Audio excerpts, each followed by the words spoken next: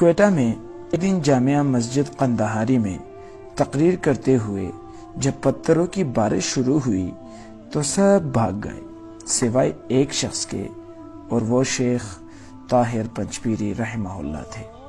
پتھروں کی برسات کے دوران توحید کی صدا بلند کر رہا تھا۔ ایک سپاہی نے عرض کیا کہ بس کریں، سارا جسم تو خون سے لت ہو چکا ہے۔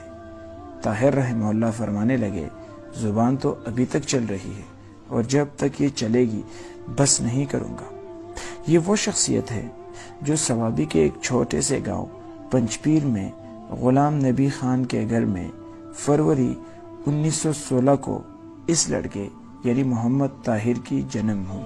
والد کی خواہش تھی کہ بیٹا عالمی دین بنے، اور ان کی والدہ کو نصیحت کی تھی کہ اگر خدا نخواستہ میں مر گیا تو میرے بیٹے کو علم کے لیے بھیج دینا۔ والد کا انتقال بچپن میں ہی ہو گیا، اور بچپن ہی سے یتیموں سے جو سلوک ہوتا ہے وہ سہ لیا۔ وہ سب کچھ دیکھا کہ باطل پرست مولوی کیسے یتیموں کا حق کھاتے ہیں، اور دل ہی دل میں تہیہ کر لیا کہ میں نے ان مولویوں کو یتیموں کا مال اور نہیں کھانے دینا ہے۔ بہت ہی کم عمری میں اس وقت کے علماء سے علم حاصل کرنے کا سلسلہ شروع کیا۔ پھر دارالعلوم دیوبند چلے گئے اور وہاں مولانا اعزاز رحمہ اللہ جیسے بڑے بڑے شخصیات سے علم کے موتی حاصل کی، اور پھر انہی کے حکم پر 1 سال بلند شہر میں تدریس کے فرائض سر انجام دیے۔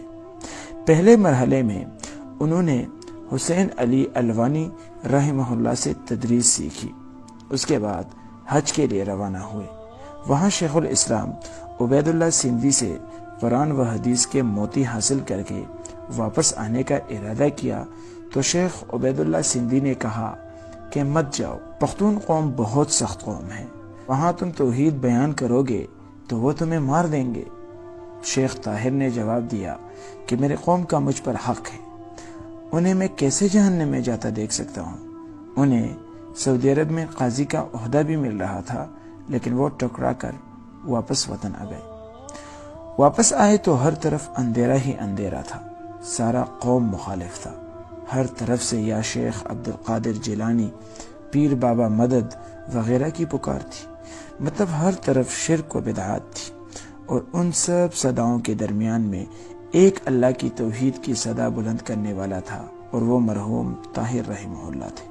ابتدا اس نے اپنے گاؤں کے 2-3 لڑکوں کے لیے اپنے ہی پیسوں سے قلم، دوات اور تختیاں لی، اور ان کو قرآن کریم کی ابتدائی تعلیم دینے لگے، اور ساتھ ساتھ عقیدہ توحید بھی سمجھانے لگے۔ پھر باقاعدہ درس قرآن شروع کیا تو مخالفین عروج پر تھے۔ یہ شخصیت اکیلا ان کا مقابلہ کرتا چلا گیا، ہر باطل مخالف تھا۔ کوئٹہ میں جامعہ مسجد قندہاری میں تقریر کرتے ہوئے جب شیخ طاہر پر پتھروں کی بارش شروع ہوئی تو سب بھاگ گئے۔ شیخ طاہر میدان میں کھڑے رہے۔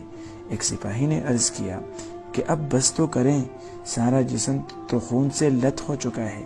شیخ طاہر فرمانے لگے کہ زبان تو ابھی تک چل رہی ہے، اور جب تک یہ چلے گی بس نہیں کروں گا۔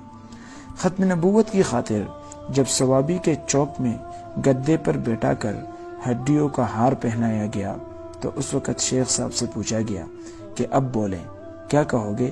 شیخ صاحب نے جواب دیا، اب بھی میری زبان پر وہی ہوگا جو منبر رسول پر تھا۔ مخالفین سخت تھے اور بہت بھی تھے۔ ایک اور دفعہ سوابی میں جب سخت سردی میں تالاب میں لٹایا گیا اور سینے پر بڑے بڑے پتھر رکھے گئے، پھر بھی اپنا مشن نہیں چھوڑا۔ زندگی کے آخری دنوں میں لوگ اپنی جائیدادوں کی، مال و حال کی وصیتیں کرتے ہیں، تب بھی طاہر اپنی اولاد سے آخری وصیت میں فرما رہے تھے کہ میری موت یہ نہیں کہ آپ مجھ پر مٹی ڈال دیں، بلکہ میری موت یہ ہے کہ آپ دروس قرآن و سنت چھوڑ دیں۔ 31 مارچ 1987 کو یہ علم و عمل کا باب بند ہو گیا۔ اے میرے خدا، جس نے اللہ اور اس کے رسول کا پیغام گھر گھر تک صحیح معنوں میں پہنچایا، اسے مجھ اور میرے والدین سمیت جنت الفردوس میں اعلیٰ مقام عطا فرمائے، آمین۔